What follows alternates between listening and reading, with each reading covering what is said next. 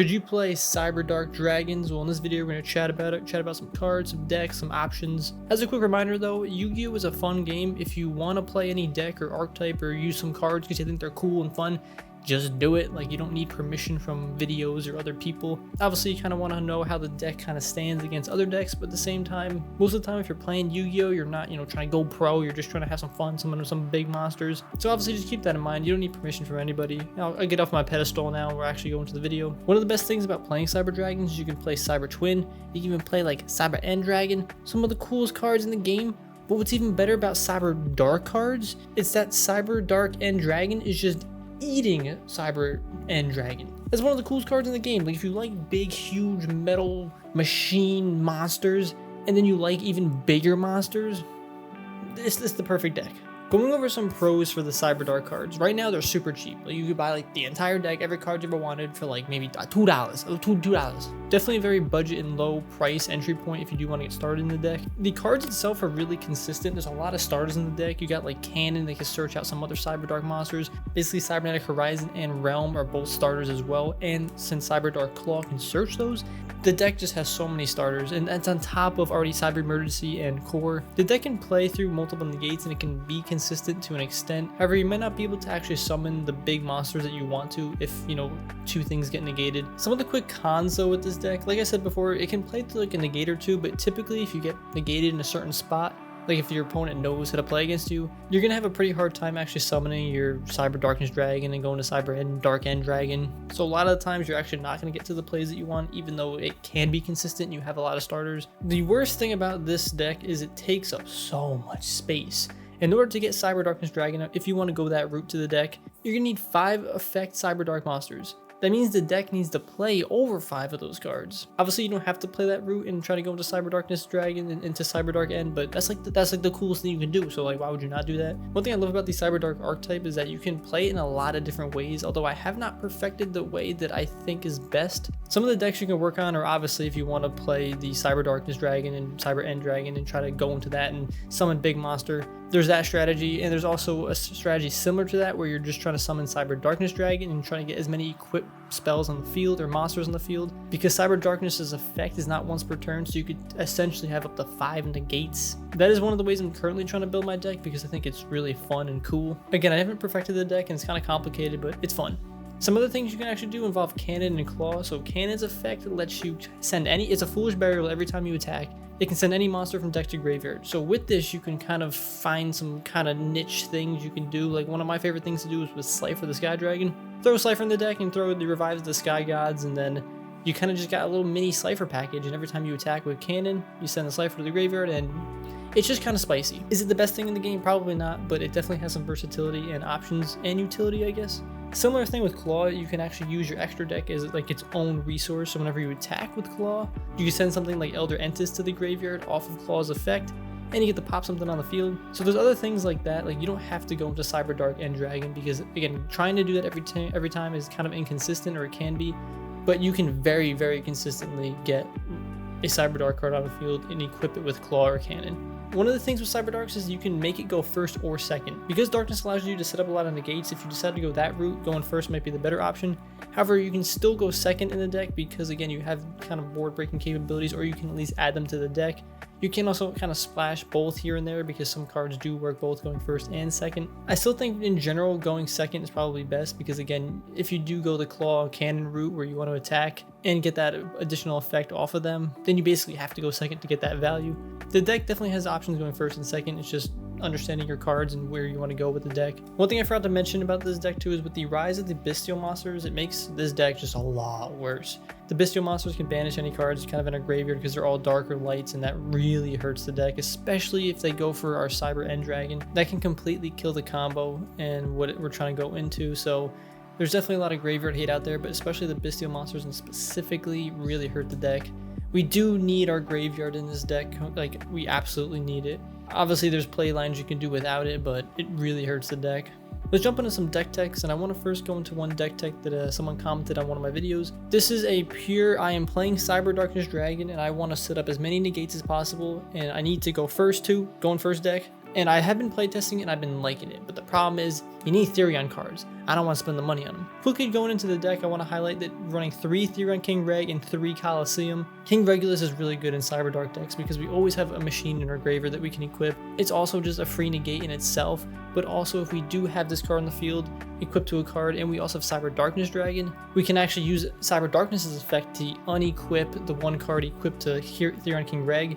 And we don't actually have to lose our King Regulus and put that to the graveyard. So kind of cool effect right there, or kind of cool synergy. For the Cyber Dragon, Cyber Dark lineup, it's kind of standard here. We're running 3 Horizon, kind of ambitious here, but we really want to make sure that this card kind of goes through because again, this is like I am shotgunning as many Cyber Dragon Dark monsters on the field and with equipped monsters. We're also running 1 Monster Reborn and 3 Cyber Eternal to ensure that we're able to set up multiple Cyber Dark End Dragons, or at least multiple Cyber Darkness Dragons to get even more negates. We are running Clockwork Knight, which typically you might not want to run this in a Cyber Dark build, but because we are running so many King Regs, it kind of just makes sense too. Jumping back to the King Regulus really quick, like this card is just so good. Like anytime your monster is going to be destroyed by battle, you just send a Therion card from the deck to graveyard. You might say that having all these Therion cards is kind of bad, but it doesn't really matter because you can continually protect your monsters. Playtesting that, I've actually found that to be pretty good. Here's the extra deck down here. The only thing I really want to highlight is the 2 of each because again, we want to try and set up multiple copies. I threw 1 Elder Entis in the deck just as some way in case things go really bad that I can equip Claw to one of our Cyber Dark monsters and at least pop something on the field. Dark Charmer is also just sweet in the deck. You can almost always go into it.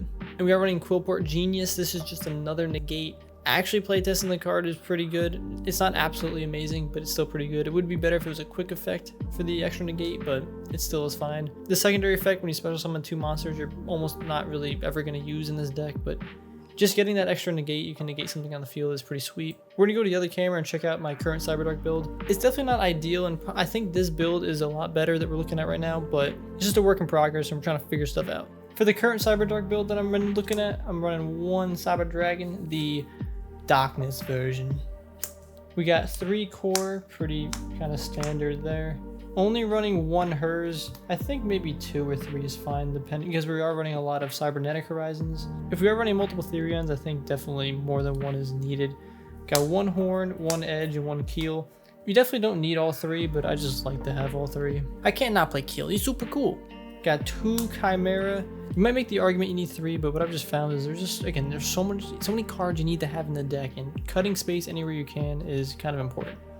Running 3 Claw though, because we absolutely need ways of getting to our Cyber Dark spells. This can get Cyber Dark Invasion, Inferno, Realm, and Horizon. Running 2 Cannon. Typically people only run 1. I decided to try out 2 though, just because it's any way of getting on 1 of your Cyber Dark cards to your hand. Or I guess more specifically only these, because you can't search Claw. Sometimes you might make the argument you need 3, but you technically don't need 3. This is actually all the monsters, so it's not a lot. Again, we're really susceptible to graveyard hate, especially the bestial monsters. Again, this deck is everly so adapting and changing, so things might always look different. As of right now, I actually might change this for another hers, but we'll kind of see. One thing I kind of forgot to mention is the function and purpose of this deck. This deck, I want to go particularly first, but second's okay. But I really want to be able to summon Cyber Darkness Dragon and set up a bunch of negates. I want to kind of control the game that way and abuse Cyber Darkness Dragon's effect. I do not have the Therion King Reguluses, but if I did have them, I'd put them in the deck. At least 1, maybe 2 or 3. Moving on to some spells, we got 3 Emergency. Again, that's pretty standard any Cyber Dragon or Cyber Dark deck. 2 Cybernetic Horizon. Definitely don't want 1 just because I feel like if it gets negated or something happens, it's kind of really sad. I think 3 would be taking up too much space because we can search this off of Claw. Definitely need this card to resolve to go into your Cyber Darkness Dragon. I mean, I guess there's other ways, but it's not really ideal. Got 3 Cyber Dark Realm, great card, searches your Cyber Dark cards, then gives you an additional normal summon. Also, I just realized, look how cool this is. This is like a misprint. It's like all the way down here. Running 3 Cyber Eternal. This card definitely overperforms in this deck. When you do get your first Cyber End out, you can play Cyber Eternal to bring back Cyber Darkness Dragon from the deck, from the graveyard to the field, and you just get another free one. Why I'm running 3 of these though is because I don't want to search this off of core. I know that kind of sounds like contradictory because it's a cyber spell, but I need to have this already in my hands in order to, have that full combo. Because typically when you have core, you're going to want to search like a puzzle piece like Realm or just something else to go into your first Cyber Darkness Dragon. So Cyber Eternal is actually going to push that and extend it even further. Now this card doesn't start anything, which kind of stinks, but so that's kind of a counter argument you can make is why you wouldn't run 3. I think 2 is probably ideal, but I want to push this to the limit and I want to see what this card's capable of. As a reminder too, if a fusion monster you control be destroyed by battle or card effect, you can banish this from your graveyard. So this is a great card to send to the graveyard off of Chimera's effect to search for Power Bond. Pretty sweet. I'm running one Cyberdark Inferno. This card just does a lot. It helps to rebalance our Cyberdark cards from the field to the hand, and we can play them again. And also when it's destroyed from the field, we get a fusion or polymerization card from our deck.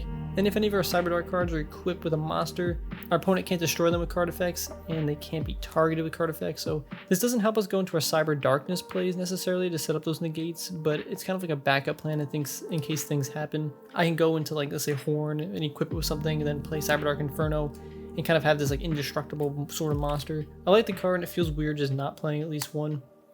This does conflict with the Disc Coliseum if you do play the Therion King Regulus route, because it is a field spell, so just keep that in mind. I am playing 2 Power Bond because it's the main card we're going to be searching off of Chimera. Actually, the only card we can search off of Chimera, and it's a way that we're going to be able to go into our fusion cards. We're playing 1 Overload Fusion. This can be searched off of Cyberdark Inferno if it gets destroyed.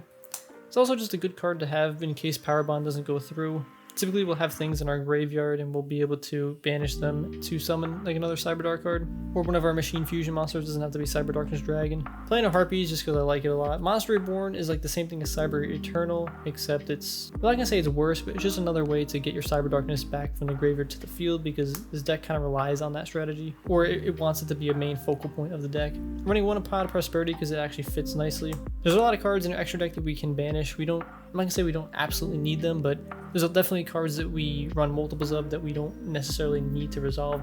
But this definitely helps with the consistency of this deck, and this deck can OTK, but we don't need to. Again, we want to set up some negates, we want to kind of control the board and game that way.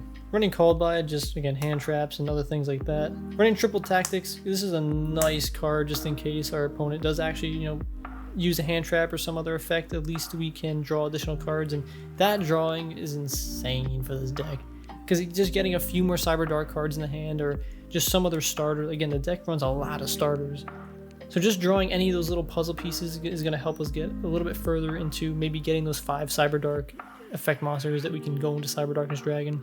Any way to draw some additional cards in the deck would be pretty good. Triple Tactics is a nice option. Then I'm running 3 Board Breakers just in case we end up going second. At least we have some potency and potential. And running 1 Cyberdark Invasion. You can make the case not to run this card, but it just helps a lot. You can unequip monsters and pop things on the field. In each turn, you can equip another card from your graveyard onto one of your Cyberdark cards, so pretty sweet. One thing bad about this card, though, it is a trap card. So again, you're gonna have your equip monsters in the back row, so you want up to 5 negates if you can, right? If Invasion is on the field, you're already down to 4 negates. And then if you have like Realm on the field, all right, you're down to maybe 3, and then you typically want to have at least 1 slot open so you can play other spell cards. So maybe you got 2 now. So you got to kind of manage your back row, and you definitely, the continuous cards and like any trap cards, stuff like that, you don't really want in the deck, because it's going to interfere or conflict with having your equip monsters in the back. That's kind of one reason why, like Clockwork, like I decided not to really run this in the deck, because again, I'm not running the Therion cards, but also it's a continuous, which does kind of conflict with the strategy. Can you work around it? Absolutely, but it's just anything that has built-in dyssynergy I don't like. That's just also another reason why there are no other trap cards. Moving on to the extra deck, we got 1 Cyberdark Dragon, 1 Cyber End Dragon. Typically don't really actually need the Cyberdark Dragon, but I think it's just kind of fun, and it's just another way to get your Cyberdark End Dragon out. And I can't not play Cyberdark Dragon in a Cyberdark build. Running 2 Darkness Dragon. In case something happens to one of your Darkness Dragons, you definitely want another way to get another one out. So I think 2 is kind of needed. We got 2 Cyberdark End Dragon. There are a lot of situations where you can actually get 2 of these on the field. You really only need 1 though. 1 Cyberdark End Dragon and 1 Cyber Darkness Dragon is sweet, because every turn you can equip another monster to this card, so that means you're at least getting 1 additional negate per turn if you have both of those cards out, so it's kind of cool. Running 1 Chimeritic Overdragon because it's kind of spicy.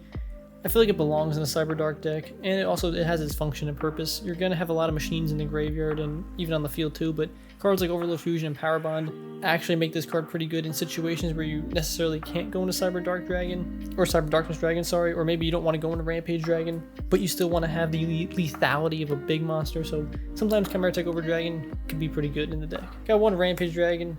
Again, it's a great card. Cyber Twin, maybe you could replace this with something else, because we don't have, I mean, we're running Cyber Dragons, but maybe not enough to justify it. Got 1 Mega Fleet, 1 Fortress, Got one Eternity Dragon. We got one Elder Entist. Again, it's just a way to pop something on the field if we equip Claw to one of our Cyberdark cards.